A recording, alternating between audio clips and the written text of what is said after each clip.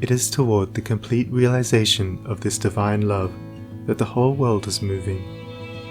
It was for this purpose that the universe came into existence, and every grasping at happiness, every reaching out of the soul toward objects, ideas, and ideals is an effort to realize it. But the world does not realize this love at present because it is grasping at the fleeting shadow and ignoring, in its blindness, the substance. And so suffering and sorrow continue, and must continue until the world, taught by its self-inflicted pains, discovers the love that is selfless, the wisdom that is calm and full of peace.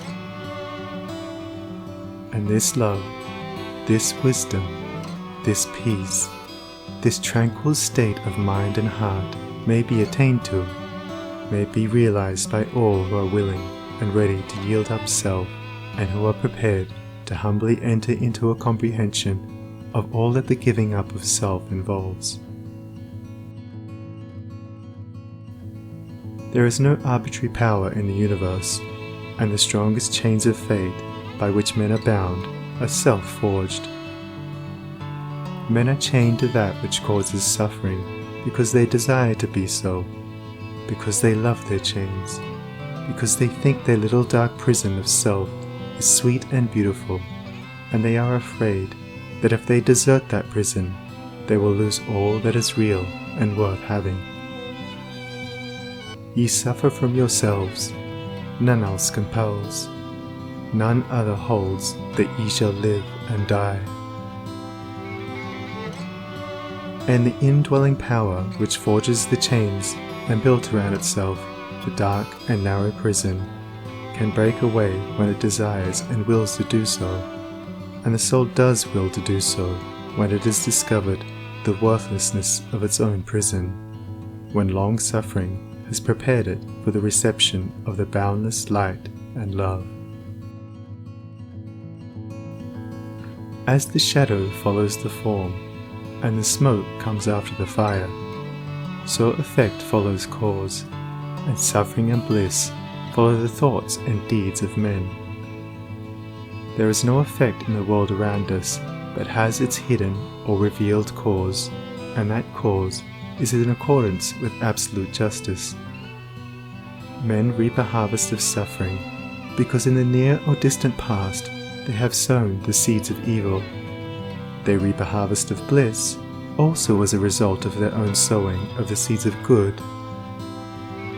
Let a man meditate upon this, let him strive to understand it, and he will then begin to sow only seeds of good, and will burn up the tares and weeds which he has formerly grown in the garden of his heart. The world does not understand the love that is selfless, because it is engrossed in the pursuit of its own pleasures, and cramped within the narrow limits of perishable interests, mistaking, in its ignorance, those pleasures and interests for real and abiding things. Caught in the flames of fleshy lusts, and burning with anguish, it sees not the pure and the peaceful beauty of truth. Feeding upon the swinish husks of error and self-delusion, it is shut out from the mansion of all-seeing love.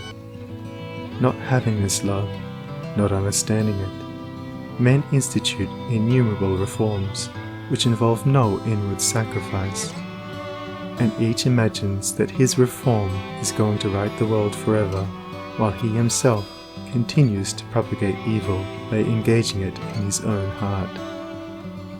That only can be called reform which tends to reform the human heart, for all evil has its rise there, and not until the world, ceasing from selfishness and party strife, has learnt the lesson of divine love, will it realize the golden age of universal blessedness. Let the rich cease to despise the poor, and the poor to condemn the rich. Let the greedy learn to give, and the lustful how to grow pure. Let the partisan cease from strife, and the uncharitable begin to forgive. Let the envious endeavour to rejoice with others, and the slanderers grow ashamed of their conduct. Let men and women take this course, and lo, the golden age is at hand. He, therefore, who purifies his own heart is the world's greatest benefactor. Yet, though the world is, and will be for many ages to come, shut out from that age of gold, which is the realization of selfless love, you, if you are willing, may enter into it now, by rising above your selfish self. If you will pass from prejudice, hatred, and condemnation to gentle and forgiving love. Where hatred, dislike, and condemnation are, selfless love does not abide. It resides only in the heart that has ceased from all condemnation. You say, how can I love the drunkard, the hypocrite, the sneak, the murderer?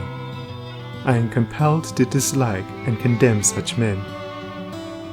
It is true that you cannot love such men emotionally, but when you say that you must perforce dislike and condemn them, you show that you are not acquainted with that great overruling love.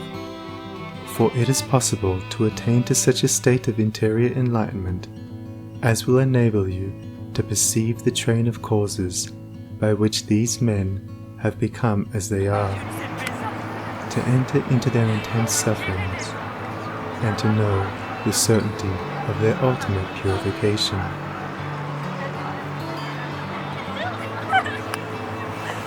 Possessed of such knowledge, it will be utterly impossible for you any longer to dislike or condemn them, and you will always think of them with perfect calmness and deep compassion. If you love people and speak of them with praise until they in some way thwart you, or do something of which you disapprove, and then you dislike them and speak of them with dispraise, you are not governed by that love which is of God, if, in your heart, you are continually arraigning and condemning others. Selfless love is hidden from you.